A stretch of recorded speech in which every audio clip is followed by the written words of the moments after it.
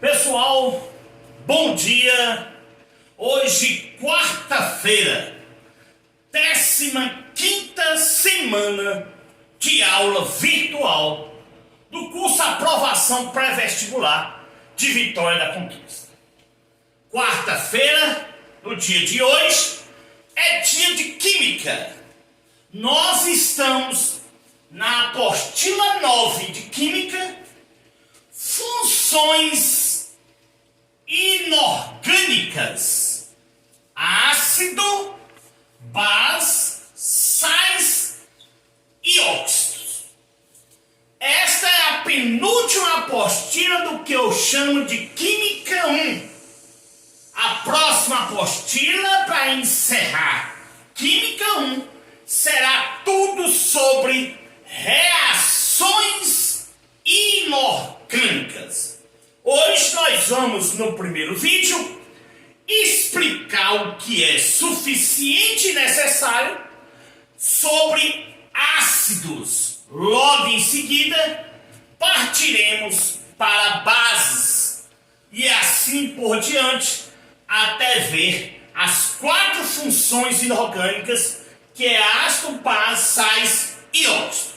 Vocês, alunos do curso Aprovação, acabei de postar no grupo de vocês uma lista com 51 questões de funções inorgânicas. Dentre elas, uma parte só de questões do ITA, ou seja, questões de nível interessante. Você que já tem uma certa base, começar a resolvê-la e fazer todos os resumos possíveis. Aqui, para início, vamos fazer esta introdução. As substâncias químicas podem ser agrupadas de acordo com suas propriedades comuns. Estas propriedades comuns são chamadas de propriedades funcionais. As principais funções inorgânicas são, claro, função ácido, função base ou hidróxido, função sal e função óxido. Um breve relato para que vocês possam colocar no resumo de vocês. Vamos falar de ionização e dissociação, muito importante no processo de funções inorgânicas. Veja que, devido à diferença de eletronegatividade entre os átomos de hidrogênio e cloro, a ligação covalente é, olha a palavra, quebrada, produzindo íons. Íons positivo, cátion, negativo, ânion. Então, a ligação covalente com a presença de água, ela é quebrada, produzirá íons. Esse fenômeno chamamos de ionização. Então, estamos falando de um fenômeno. O fenômeno da ionização ocorre normalmente entre os compostos moleculares. O que é um composto molecular? É aquele formado por ligações covalentes que nós vimos lá atrás, tudo sobre ligações químicas. Veja este exemplo que foi citado entre o hidrogênio e o cloro, neste caso o ácido clorídrico. O ácido clorídrico com a água, ele é quebrado, produzindo estes íons H+, Cl-. Nós estamos falando aqui de uma ionização. Veja que esta ionização pode ser também representada assim. Muitas questões de vestibulares vêm assim, como se a água não fizesse parte da reação. Veja que ela esteja na seta. Ela vai servir simplesmente para quebrar a molécula covalente de ácido clorídrico. Seria então produzido H+, mais Cl-. Mas, segundo Arrhenius, que nós vamos ver posteriormente, o próton H+, significa também H3O+. Então isso aqui seria uma observação, onde aqui nós temos o próton de hidrogênio e aqui nós temos o hidrônio ou hidroxônio. Então veja que numa questão você pode ter o H+ numa ionização normal ou pode ter o H3O+, porque se equivale próton ou hidrônio, hidroxônio. Segundo Arrhenius, ele usa mais justamente o hidrônio, mas significa a mesma coisa. Então esta reação poderia estar assim também representada. Veja que não mudaria nada. É só um alerta para na hora de responder as questões não ter problema. É claro que em tese aqui é simplesmente para mostrar o que é uma ionização. A maioria dos ácidos sofrem ionização para liberar os seus íons. É claro que dentre os íons o mais importante é o próton, é o H+, até pelo fato de outros assuntos que nós viremos à frente, como pH e pOH, como constante de ionização de um ácido, equilíbrio químico, outros assuntos que virão logo a seguir. Já aqui, nesse segundo momento, nas ligações iônicas, os íons apenas são separados. Olha as palavras para aquelas questões objetivas, quer seja do Enem, quer seja de prova de vestibulares, como por exemplo da Consultec, o ESG e o NEB. Enquanto na ligação covalente ela é quebrada com a presença da água para liberar os seus íons, nas ligações iônicas são separados os seus íons. E o fenômeno aqui descrito, aqui denominado, nós chamamos de dissociação. Veja que este sal, como exemplo, o cloreto de sódio é uma ligação iônica, metal com a metal, mas a água vai separar os seus íons Na+, Cl-. Como eu disse, simplesmente eu posso colocar a reação de dissociação do sal desse jeito, onde a água está ali na seta, dizendo que ela está separando os íons desse cloreto de sódio, que é um sal comum, um sal neutro, que nós vamos ver lá na frente. Pessoal, vamos trazer aqui um quadro resumo que eu gosto muito de dizer, observação. São particularidades importantes para a compreensão do assunto e também para a questão objetiva. Por isso que eu sempre coloco observação, ou seja, um quadro resumo. Função química: substâncias que apresentam propriedades químicas semelhantes por apresentarem a mesma estrutura. Substâncias orgânicas corresponde àqueles compostos que derivam do carbono. vai ser a nossa terceira lista especial, tudo sobre orgânica. Nós estamos na lista especial 2, vocês alunos do curso Aprovação Pré-Vestibular, que é tudo de eletricidade. Então a lista especial 3, que é sempre visto na quinta-feira, será tudo sobre orgânica. Substâncias orgânicas correspondem àqueles compostos que derivam do carbono. Substâncias inorgânicas, que é o nosso estudo, são formadas por todos os demais elementos químicos. Aqui nós temos uma informação importante, que inclusive foi uma mudança na química. Foi quando caiu por terra a teoria da força vital. Veja que antes tudo era formado de compostos orgânicos, vindo de compostos orgânicos.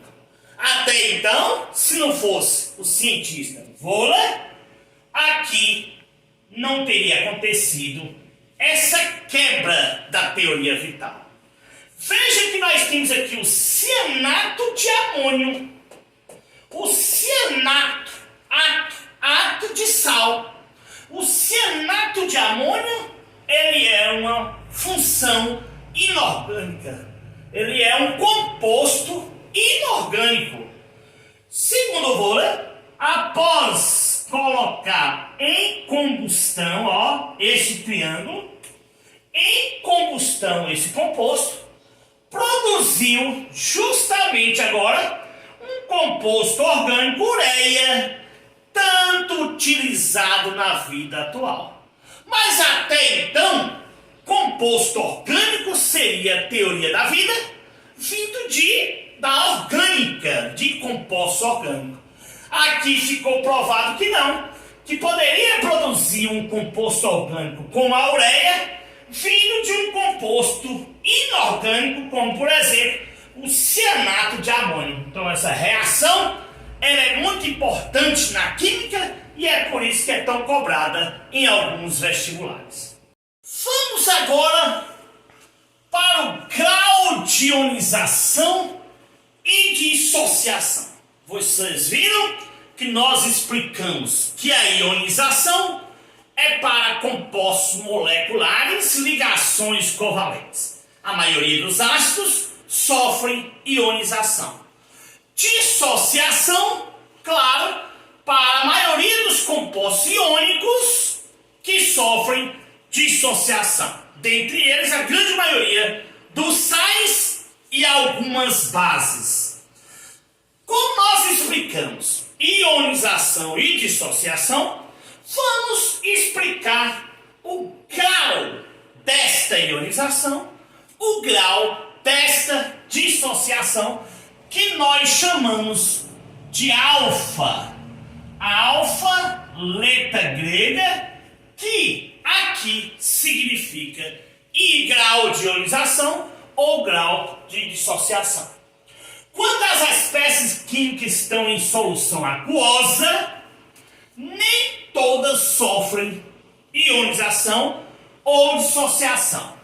A porcentagem de espécies que sofrem estes fenômenos é dada pelo grau de ionização ou dissociação. Então, alfa é dado em percentual. Quem será o alfa?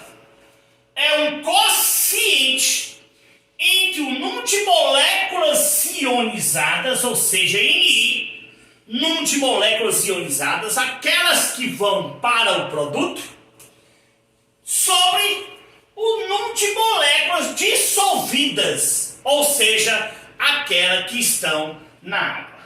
Por exemplo, se você tem o ácido clorídrico em solução aquosa, você já sabe que vai formar o próton e o ânion cloro, H+, Cl-.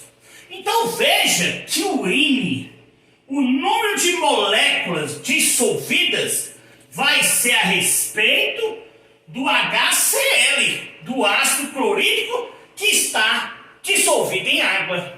Já a quantidade de moléculas dissolvidas que vai para, ionizadas, íons, cátio e ânion que vai para os produtos, nós representamos por NI. Então aqui são os íons, como eu disse anteriormente, o cátio e o ânion. Então a parte ionizadas, NI, vai para os produtos. E a parte dissolvida estão nos reagentes. O quociente entre eles, que normalmente é entre 0 e 1, ou seja, entre 0 e 100%, é justamente o valor do grau de ionização ou dissociação. Vamos aqui, brevemente, testar o conhecimento. No exemplo 1, adicionam-se 600 moléculas de ácido clorídrico à água. Sabendo que 540 moléculas estarão ionizadas, podemos afirmar que o grau de ionização dessa espécie química é... Veja que o ácido clorídrico em água sofre ionização. Quando ele diz 600 moléculas, como explicamos anteriormente, é o INI. Já 540 moléculas é o NI, que sofreu a ionização, ou seja, os íons que foram para os produtos. Quem será alfa, o grau de ionização? O quociente entre o número de moléculas que sofreram ionização, 540, sobre o número de moléculas inicial, total, que foi colocada para ser dissolvida na água. Alfa é 0,9, multiplicado por 100, vai dar um grau de ionização de 90%, onde a resposta para esta questão será letra E. Veja que 90%, nós vamos mostrar logo a seguir, seria um ácido muito forte.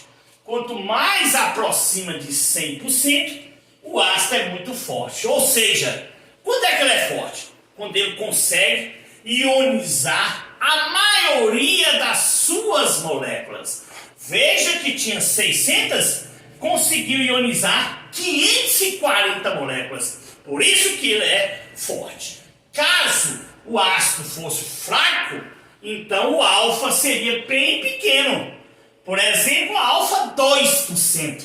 Ou seja, pequena quantidade da molécula dissolvida foi o que ionizada. Vamos falar isso mais à frente.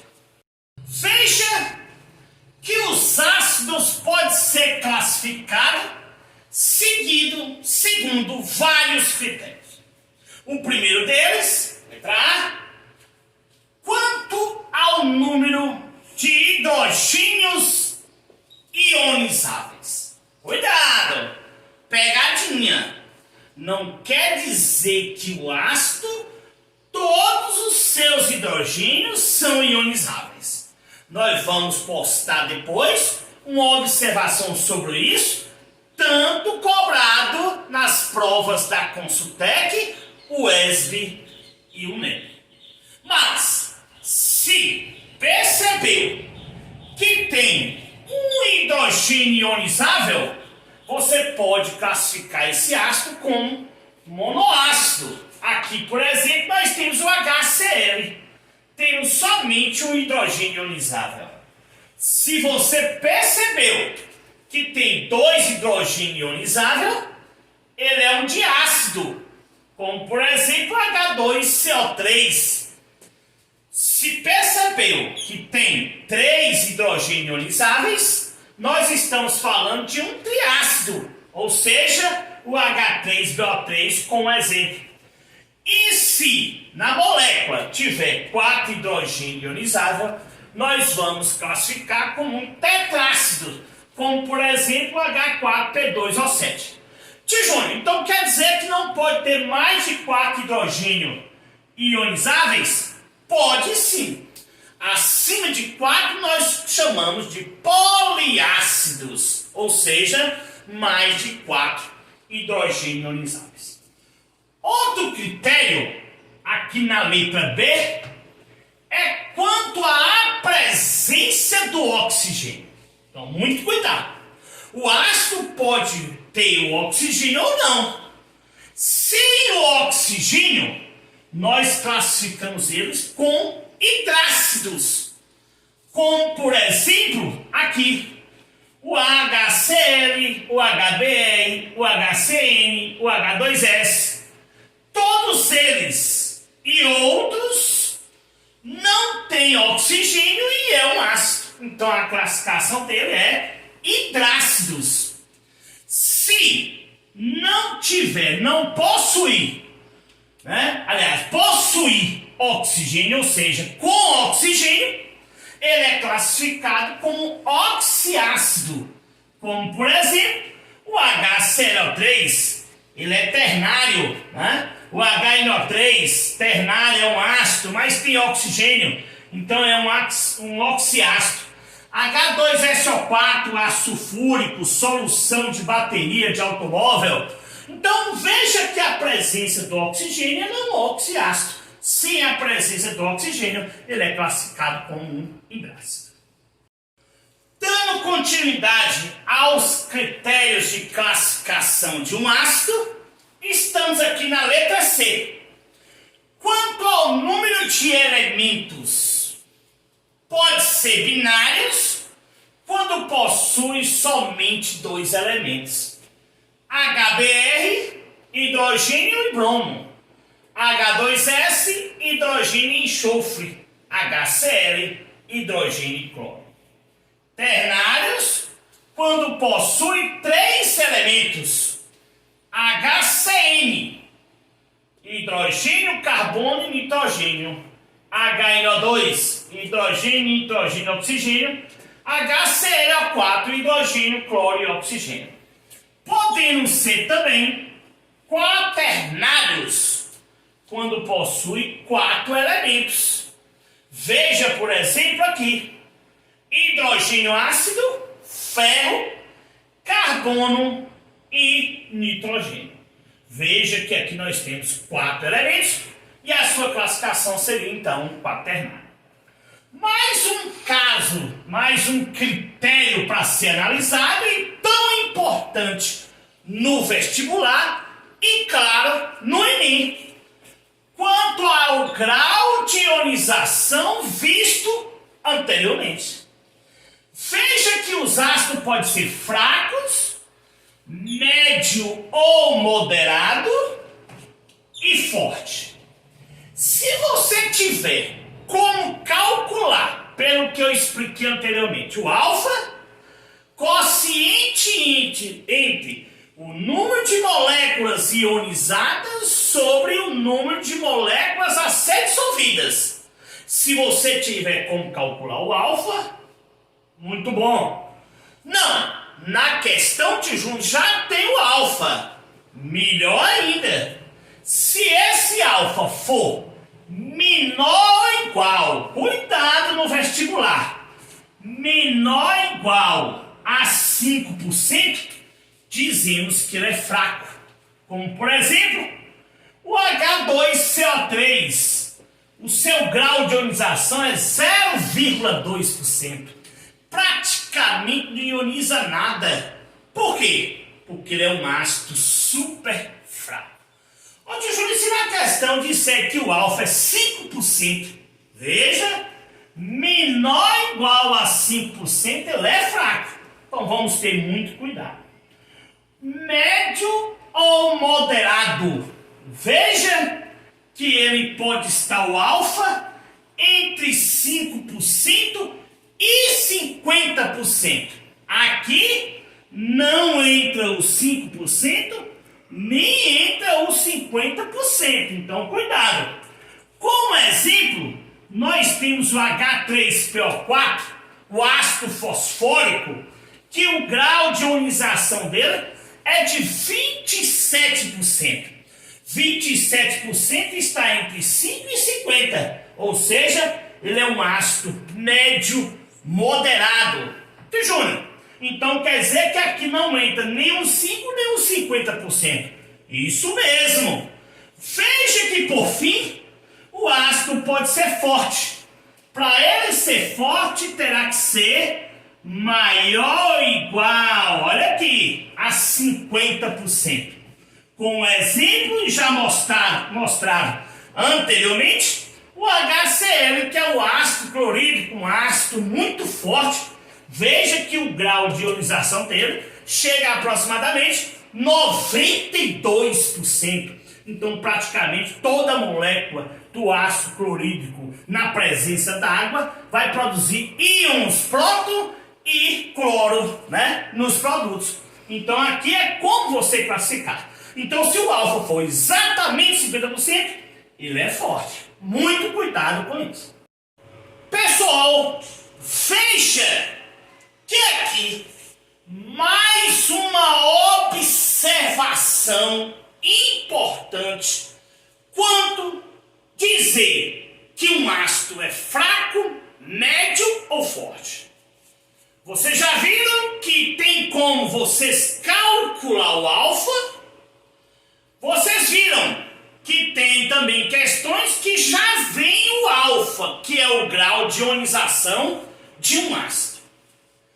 Neste caso, quando não conhecemos o grau de ionização, o alfa, ou seja, ele nem vem na questão e também você não tem como usar aquela fórmula vista anteriormente. Podemos aplicar os seguintes critérios para classificar o ácido. Veja, para os hidrácidos, vocês podem usar este resumo. Os fortes são HCl, que é o ácido clorídrico, HBr, que é o ácido bromídrico, e HI, que é o ácido iodídrico. Médio ou moderado, o ácido fluorídrico, ou seja, o HF. Os demais hidrácidos, todos os outros, você poderia dizer uma questão que ele seria fraco. Então, para os hidrácidos, essa observação seria de suma importância. Já para os oxiácidos, ou seja, que tem oxigênio, a observação seria esta aqui. Fazemos a diferença, que eu chamo de X, entre o número de átomos de oxigênio e o número de hidrogênios ionizáveis. Aqui tem que ter cuidado. Veja que eu disse número de hidrogênios ionizáveis. Tem questões de vestibulares que coloca um ácido onde nem todos os hidrogênios são ionizáveis. Então tem que ter cuidado. Mas nós vamos dar uma observação mais à frente. Que ácido é este que não tem todos os hidrogênios ionizáveis? O que é X? A diferença entre a quantidade de oxigênio e a quantidade de hidrogênios ionizáveis. Veja que você vai usar este resumo. Se X for menor que 1, o ácido é fraco. Veja esse exemplo do HClO. Quantos oxigênios nós temos aqui? 1. Quantos hidrogênio ionizável? 1. 1 menos 1, 0. 0 é menor que 1. Então o ácido é considerado como fraco. Se X for exatamente igual a 1, podemos dizer que o ácido é médio ou moderado. Veja esse exemplo do H2CO3. Quem seria X? 3 oxigênio menos 2 hidrogênio ionizável. 3 menos 2, X igual a 1. Toda vez que X for igual a 1, o A será médio ou moderado. Se X for maior que 1, o ácido será forte. Veja o H2SO4, que é o ácido sulfúrico, solução de bateria de automóvel. Quem é X? 4 oxigênio menos 2 hidrogênio. 4 menos 2, X é 2. Se ele é maior que 1, no caso 2, ele será um ácido forte. Então, é um quadro resumo, é uma observação de mega importância para reforçar esta questão de que ele é forte, médio ou fraco. Pessoal, veja que postei no grupo de vocês, alunos do curso de aprovação pré-vestibular, uma lista de 51 questões para vocês treinar. Mas para fecharmos este primeiro vídeo, 2 questõezinhas de treinamento. A primeira: o ácido que corresponde ao monoácido oxiácido e ternário é? Veja, resposta letra A. Ele é um monoácido porque só tem o hidrogênio ionizável.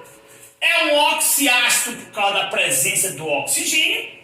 E ternário porque tem 3 elementos químicos. Uma questão simples, mas que vocês fiquem atentos à importância deste resumo que eu estou passando para vocês. Tudo isso tem que ser transcrito para o caderno de vocês, para que possam estudar com mais veemência. Veja a questão 2. Sejam os seguintes ácidos com os seus respectivos graus de ionização. HClO4 alfa 97%, H2SO4 61%, H3PO3 0,025%, H3PO4 27% e HNO3 92%. Então, se você tem este resumo desse vídeo na ponta da língua, não vai errar uma questão dessa. Assinala a alternativa correta. H3PO4 é mais forte que o H2SO4. Para ser forte, maior ou igual a 50%. O H3PO4, 27%. É mais forte que o ácido sulfúrico, 61%? De jeito nenhum. Letra B. O HNO3 é um ácido moderado. Para ser moderado, ele tem que estar ali em 5%. Né? Porque menor que 5%, ele é fraco. Não temos essa situação. Então, qual a resposta para essa questão? Veja aqui no cantinho. Letra E. H3BO3 é um ácido fraco. Veja aqui o H3BO3. 0,025%. Ele é muito, mas muito fraco. É um valor menor que 5%, mas bem próximo de zero. Por isso que a resposta será letra E.